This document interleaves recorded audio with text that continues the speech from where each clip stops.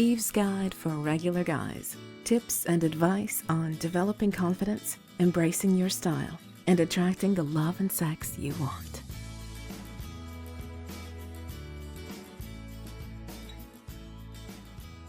Hello everybody, welcome back to Eve's Guide for Regular Guys. This is episode 11, and thank you for joining me. I'm so glad you're here. I've probably said that before, but I really am glad that you're listening and getting something out of this. It makes it very rewarding for me to do this kind of thing, so thank you. I hope you're doing well. Did I say that already? Anyway, I'll say it again. I hope you're doing well. This week, what I'd like to talk to you about in the continuation of the investment in you, in helping you become a more confident, happy person that's going to be more attractive to women, I want to talk about something that you probably haven't thought about much before, at least not in explicit terms. So we're going to just dive right into it. I'm talking about developing your own philosophy and moral code. Now, I know that whenever you start to think about advice for attracting women or finding love in your life, your thoughts immediately go to the here and now, the tips or tricks or hints or pointers, rules, whatever you think will unlock the secrets for you today. And while I can certainly give you some tips and advice along the way, like when we talked about how to communicate with women online, I hope that this series will be about more than that. As I've said, it's about investing in yourself, finding your path, and improving your self-esteem, with the ultimate goal of having a more satisfying life, more peace of mind, and a loving sexual relationship.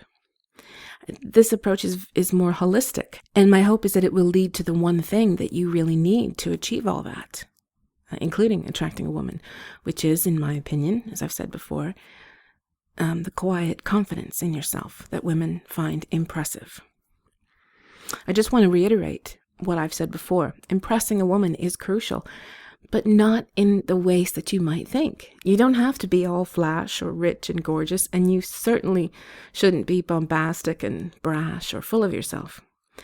What I'm talking about is a more fundamental confidence that comes from deep within you, a confidence in who you are that makes you feel at ease in people's company, that makes you confident in your opinions and makes you defend your principles, and which also allows you room to learn new things and change as you go through life, if it makes sense for you to do so.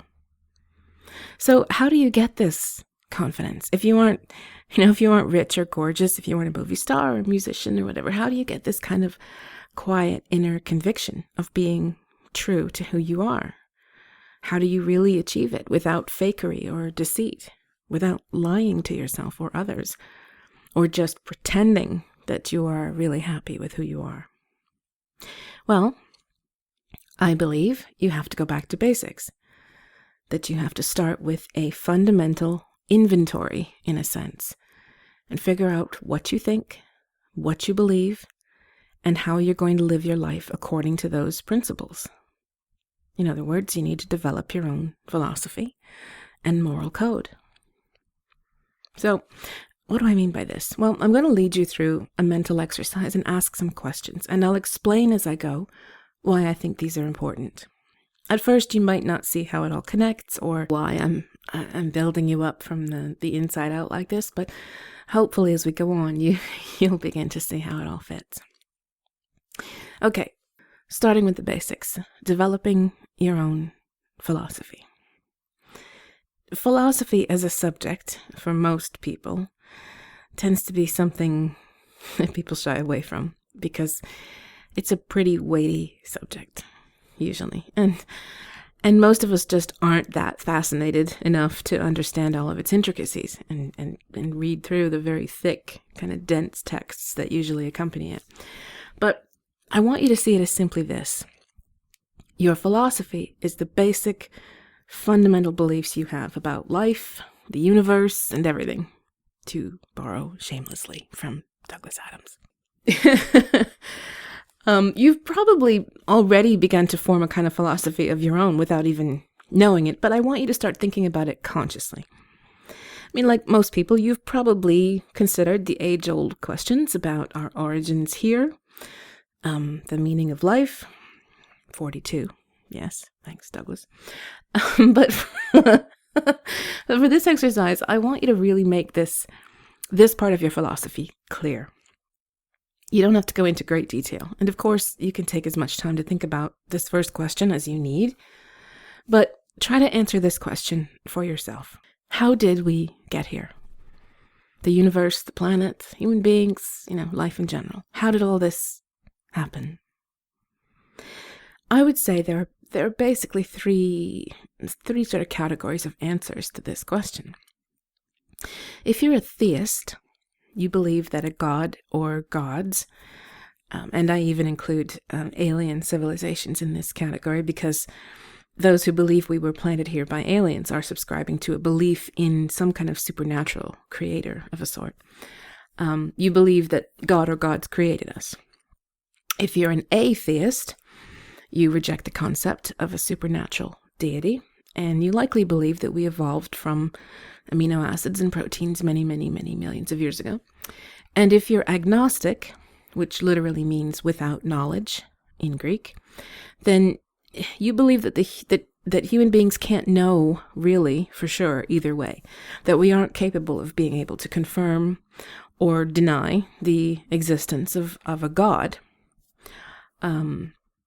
Now, some agnostics deviate from this a little bit and claim that we don't know yet, that we will one day have the answers, and there are all kinds of permutations of all the different things that I've just talked about. But this is a very oversimplified categorization just for the sake of this discussion.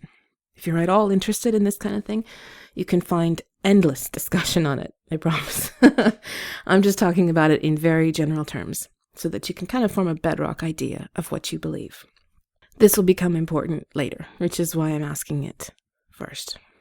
Okay, so once you've answered this question, the next question is a little bit trickier.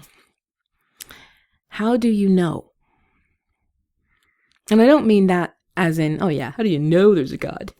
Dude bro kind of thing. No, I literally mean whatever belief you have, whatever knowledge that you have, how do you come by it? How do you know what you know? For example, if you're religious, you might answer the Bible or the Quran or some other holy book is the word of God or gods, and it's passed down to us. He or they or she or whoever have told us how the world was formed, so that's how I know. Or it might be something like, I believe the religious leaders in my community or my parents who taught me what was taught to them. If you're an atheist, you might answer, I've seen evidence of evolution, and I believe science has disproven or explained many of the mysteries that we used to ascribe to a supernatural God. The point of this question is to get you to decide for yourself whether your knowledge, your beliefs, your principles, things like that, are based on faith or on reason, for lack of more complicated terms. I'm not using either term pejoratively or I'm not putting any judgment into these terms. I'm not trying to insult anyone. I'm just identifying the fundamental differences between the two worldviews. Faith is generally belief without proof or in spite of proof, and reason is belief based on proof or the extrapolation of evidence around you. Now, for many people, especially these days, they aren't extreme in their beliefs. Many atheists are still interested in spirituality and the mysteries of our existence, and many religious people believe in evolution and science. Just a little while ago, the Vatican invited physicists to talk about black holes, the Big Bang, that sort of thing. So wherever you land on this, it's likely that you aren't all or nothing. But even if you are, that's fine. That's the point of this. You need to figure out what you believe and why you believe it. It's the foundation of yourself, and it will influence your moral code and your self-confidence. The reason you need to figure out how you know what you know, in other words, why you believe what you believe, is that for so many people, belief or faith or even their very rational worldview can be changeable depending on the situation that they're in. I mean, if you don't really know or understand why you think what you think, Well, it's pretty easy to change what you think on a dime. In the words of the immortal Groucho Marx, these are my principles. If you don't like them, I have others. And that's what so many people do. They change based on who they're with, or what the more popular opinion is, or how their friends or family or community think. This is how hysteria can spread when it does. It's how mob mentality can take over. There have been endless studies done on this, how we tend to change our behavior when we're around other people. What you need to do if you want to start being the confident, impressive guy that women like is that you need to be consistent with what you believe and act on it. Are you the same person with everyone? Within reason. We can't be completely ourselves at work or with our grandmothers, but in general, do you change your opinions based on who you're with? Do you act one way with this group, but another way with another group? This is the kind of, wishy-washy, sort of unprincipled behavior that you have to stop if you want to be a strong, confident person that women admire. Okay, the next question I want you to ask yourself is this. Do I fundamentally believe in the individual or the group? This is another oversimplification, but I think most people can answer this with a bit of thought. Without being too extreme about it, because most people are not extreme in either their beliefs or the application of them, what do you believe our mandate here on earth is, if any?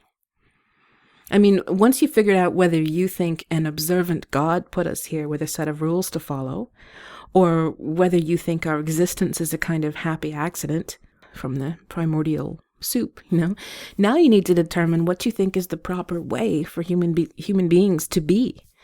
What is our obligation, essentially? Are we meant to live separate individual lives that intersect in communities? The way some animals, like some social animals like elephants and that sort of thing do?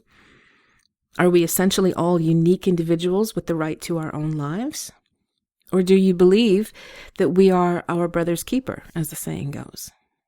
Do you believe it's proper for us to take care of each other, even at the expense of our own selves? Do you believe that humans are mandated or obligated or supposed to, because it's right, form a large group and share resources, putting the group's well-being ahead of any one individual? Or do you fall somewhere in the middle of this? I want to stress, I'm not talking politics here. Okay? Politics is just the most basic, watered-down version of this, and I'm pretty bored with politics at this point. I'm just talking about the fundamental nature of human beings. Do you think that each human being born has the right to live his or her own life, essentially? Fend for himself, feed her family, take care of herself, that sort of thing. Or do you believe that we are all beholden to each other, connected and tied to each other, that we should work to make life better for everyone as a group? Or do you believe it's a bit of both? That every person has the right to his or her own life, but that we kind of owe it to each other to cooperate and help each other out when we can? Figure out what you believe is the proper thing to do in this case. Proper in quotes, because now we're getting into the question of morality. What is the moral way to be? What is right? What is wrong? You have to decide this for yourself. This is really, really important. It's not what your family thinks or your community or your country. It's not what your school or your religion or your neighbors think. It's what you, deep down, rock bottom, believe to be true. Because the answers you come up with start to influence your moral code. If you believe, for example, that we're all connected and that we are morally responsible for each other, then your moral code will start to reflect this. You might, for example, make one of your principles that you must donate a portion of your salary to your church in the form of tithing. Just as an example, some religious people give roughly 10% of their earnings to their church without fail, even when they are struggling financially. Their belief system, that we were created by God, and their moral system, that we are obligated to support each other, in this case through the work that the church does, leads to a moral code for these people that makes giving money regularly just a principle of theirs that they follow. It's not a whim for them or a moment of generosity. It's a moral principle. Now, on the other hand, if you believe that we are all individuals and we aren't morally obligated to each other, your moral code will reflect that too. You may decide, for example, that you won't accept a government grant for your art because you don't believe other people should be taxed to support your art. Or you may look for legal loopholes to avoid paying more tax than you need to because you don't believe other people are automatically entitled to the money that you've earned. Like the previous example, it's not based on a whim or a moment of greed or selfishness. It's a moral principle. Now, both of these beliefs, these moral stances, have the capacity to be abused and to attract unscrupulous people, but I'm not talking about that. I'm trying to illustrate how you view the world in fundamental terms and how that will help you develop a moral code that you can live by. Doing so will give you confidence and character that other people, including women, will notice. If you believe helping other people is the moral way to be, you'll likely find a job that involves something to do with that, or you'll support political parties who espouse that. If you believe being independent and taking care of yourself without burdening others is the moral way to be, then you'll probably find a job that helps you achieve that, and you'll vote for candidates who also agree with that. Or if, like most people, you tend to fall more or less in the middle, sometimes you're all for individualism, sometimes you think it's more moral to care for others, then your moral code will reflect that too, especially if you've given thought as to when it's appropriate to do each thing. If you know, for example, that you'll always respect a person who works hard and supports his family without going on welfare, but at the same time you want there to be a safety net for those who really need it, then your moral code will start to reflect this. These are principles you can rely on, judgments you can make for yourself without being wishy-washy. You'll be able to look at any given situation and assess it based on your own morality. You won't be a fence sitter, and you won't just go along to get along, which is what we're really talking about here. The refusal of many people to develop a set of principles and stick to them, no matter who they're talking to, And I don't mean you can't ever change your mind. You absolutely should change your mind throughout your life when you learn new things or situations change. All I mean is you need to be confident in your beliefs, whatever they are. Never let someone else's morality erode your own. Be firm in what you believe and why you believe it. You can be respectful, you can be thoughtful and intelligent and polite, and still believe what you believe. I would really respect a guy who stood his ground in a social setting, for example. If he said he didn't drink because it was against his religion, or he didn't drink because he himself decided not to drink on principle, regardless of all of his friends around him drinking, if he stuck with pop or water all night, I would really, really respect that. And I wouldn't even have to be like him or agree with him. I could be happily swigging down my Guinness, But I would respect him holding his ground because it was part of his moral code. Another example, I'm a vegetarian and I'm not militant about it. I rarely discuss it with people in any depth, and I don't bother anybody who isn't a vegetarian, but I bring it up here because here's another example that's relevant, I think.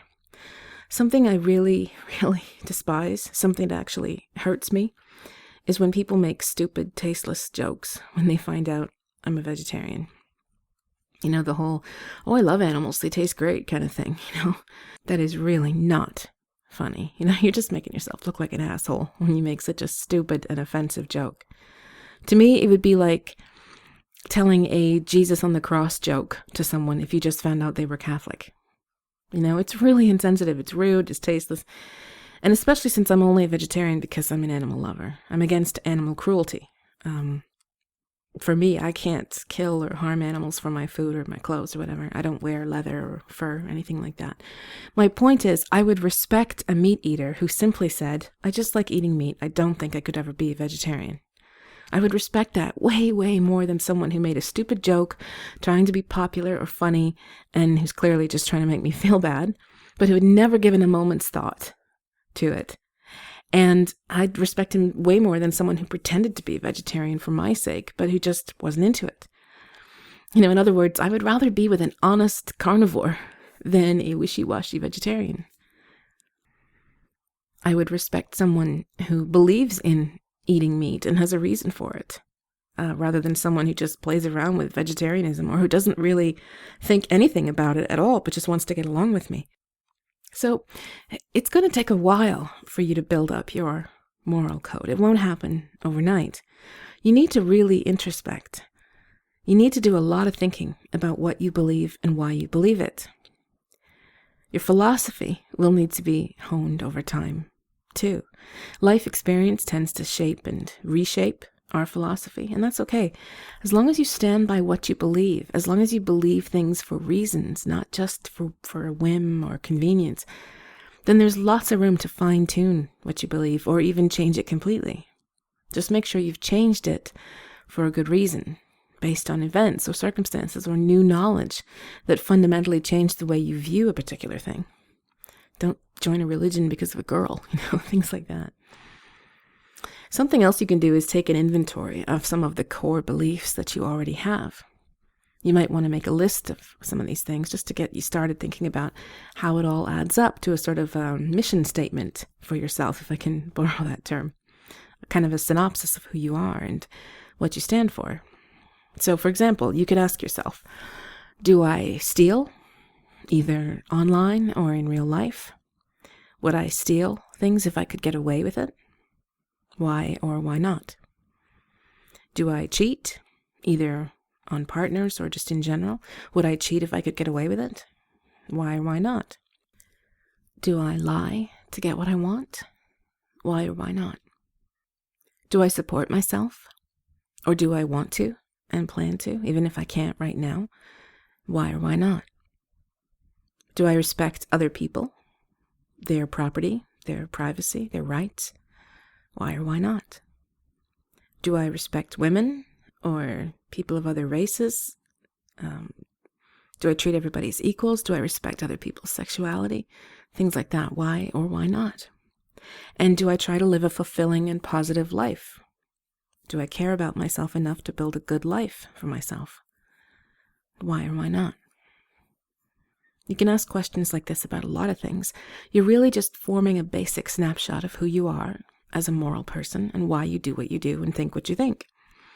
List off the things that you're proud of about yourself, It might end up being something like, I'm hardworking, I'm responsible, I'm concerned about the environment, I take care of my aging parents, I volunteer, I donate to charities, I work out or play sports to stay healthy, I don't smoke, I eat well, I make an effort to be well-groomed and well-dressed, I'm an agnostic, I'm center-left politically, and I respect women, Just whatever. You see what I mean? It can be a list of all the things that you are for reasons, all the things you admire about yourself or are proud of.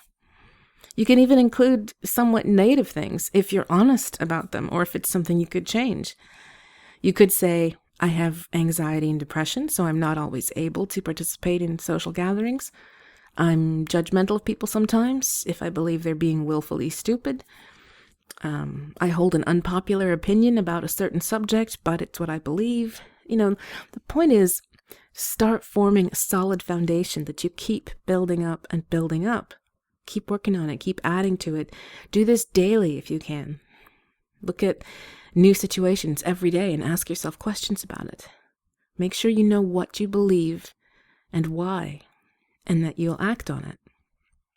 I want to stress as well that as much as we tend to view morality in terms of how we behave towards others, I want you to try not to think about it in those terms, at least not too much.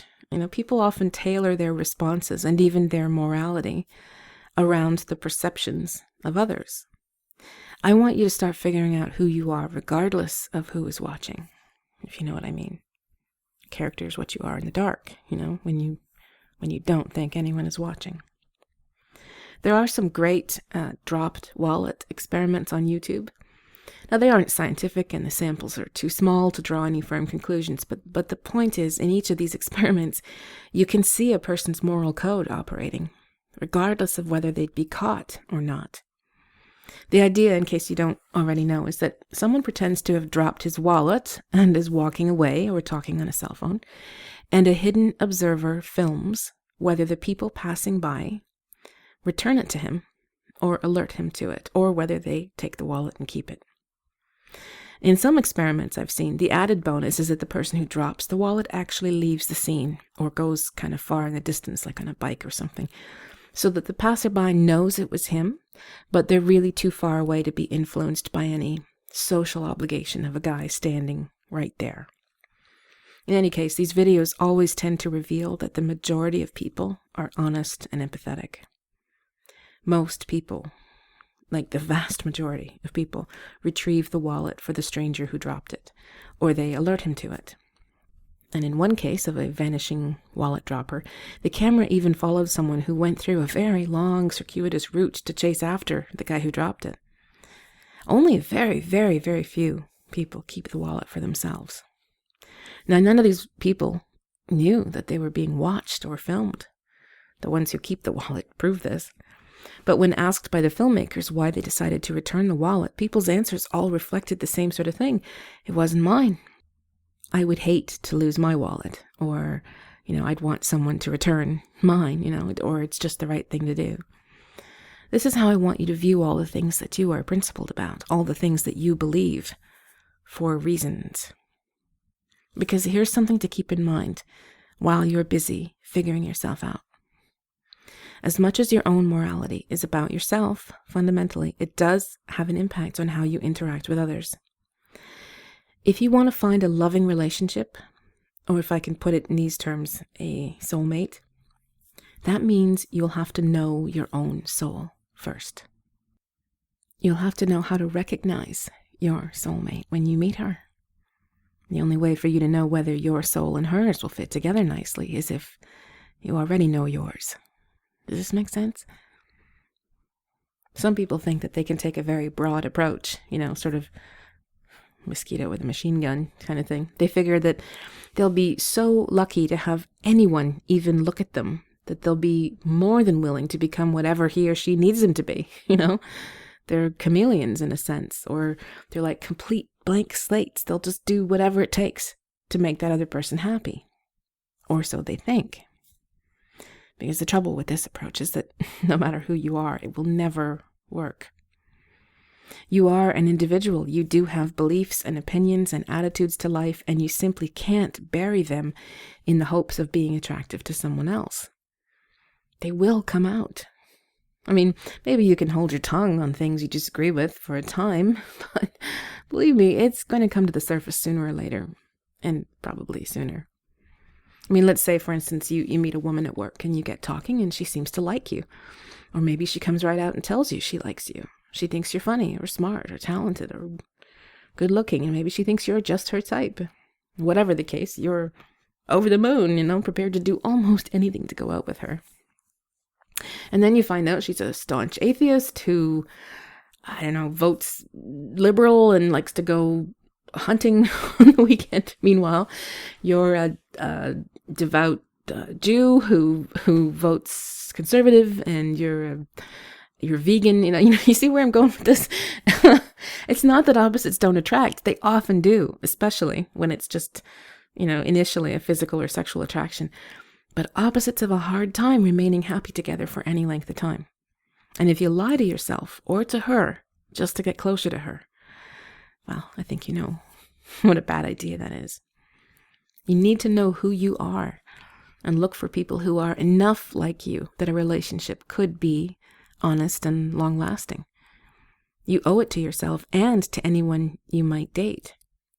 There's nothing worse than dating someone you think shares your values, only to find out that they were either lying or pretending just to try to make things work with you because they were attracted to you. So, don't be that person for someone else. And I will say, in general, there are certain qualities that most women look for in a man. Going back to that list I gave you, most women want an honest man, someone who doesn't cheat or steal. Most women want a self-sufficient man who has at least the desire to take care of himself financially, emotionally, physically. Most women want a fair-minded man who respects other people. And most women want a man who wants to live a good and productive, happy life. So ask yourself if you have these qualities. And if you don't have them, ask yourself either why you don't want to develop them or what's stopping you from developing them. Always keep in mind, your character is not carved in stone. We all can and should change as we mature and experience life. So if you do a self-inventory and discover that you don't have a moral code that you like, remember you can always change it. You can become the man you really want to be. So I hope I've given you some food for thought this week. Take your time and consider these things, and maybe have a look at some of the links I've provided in the description. So until next time, remember, you're an attractive, interesting person, worthy of love, and you're well on the way to finding it. So take care. Bye for now.